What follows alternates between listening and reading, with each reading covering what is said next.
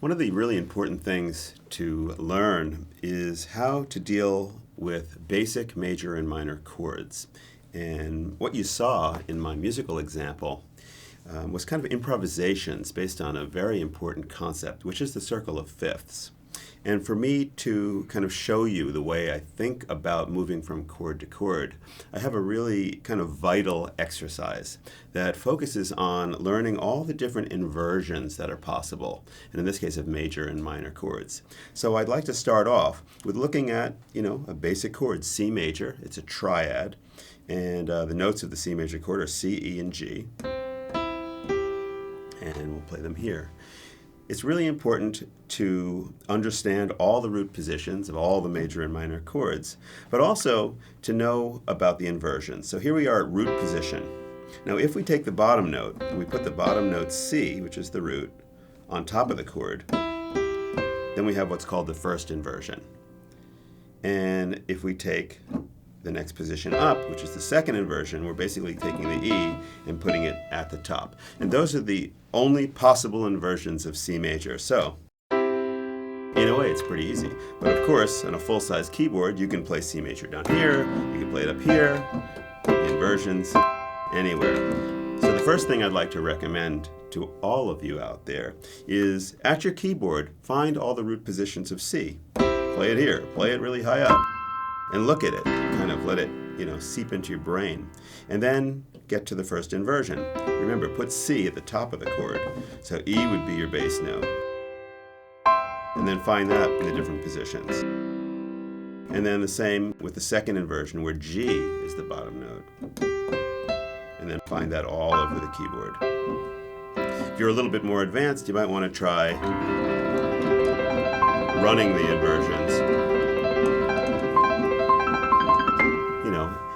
As a pianist and someone who loves the art of improvisation, I'm always trying to keep things interesting by being musical with things. Even if I'm practicing a chord, I'll just, I'll play C major in root position and maybe I'll think of a little pattern to play. Part of it's just not being bored, but the other part is just always being musical. So try that as well at home. The other thing we want to do is we want to start looking at this pattern that I played. That's really the circle of fifths in a counterclockwise motion. And we're going to start out with the first two chords of it. What we do is when I do this harmonic exercise, I'm doing the circle of fifths, but I'm making a little stop along the way. Stopping at the relative minor of the major chord. So we're going from C, and counterclockwise we would go from C to F. But if we're stopping along the way to pick up the relative minor, then we're going to stop at A minor. A minor is the key that basically shares the same key signature as C major. There's no sharps or flats. And the cool thing is that if you play a C major chord to get to A minor, you really don't have to move anything but one note, because an A minor chord is A, C, and E.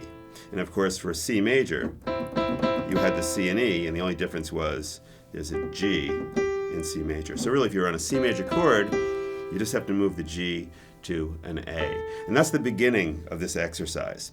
If you start in first inversion of C, E, G, and C, the only thing you have to move is the G to an A. So you're always moving the finger that's closest to that A. If you start in the second inversion, you move the G to an A. So it makes a really nice smooth connection, which is the basis of so much cool music. It's a lot of bands out there that when they write songs, it's all about, okay, let's make this really, really smooth. Let's find a connection that just feels right. So this is almost imperative that, all of us learn this. So let me just play for a second and I'll smoothly comp. You can get the feel. Just going back and forth between C and A minor. I'll start here in second inversion. Check it out. I'll do 4 beats for each chord. And I'm just going to go back and forth.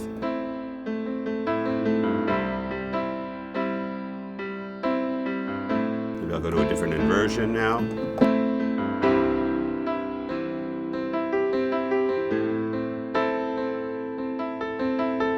So it's totally, music is wide open. The concept is I've got these notes in C major, then I've got these notes in A minor, and I can really do whatever I want with them. So I'll stretch it out just even a little bit more and use multiple inversions, and this is the advantage of knowing the different chords in different inversions.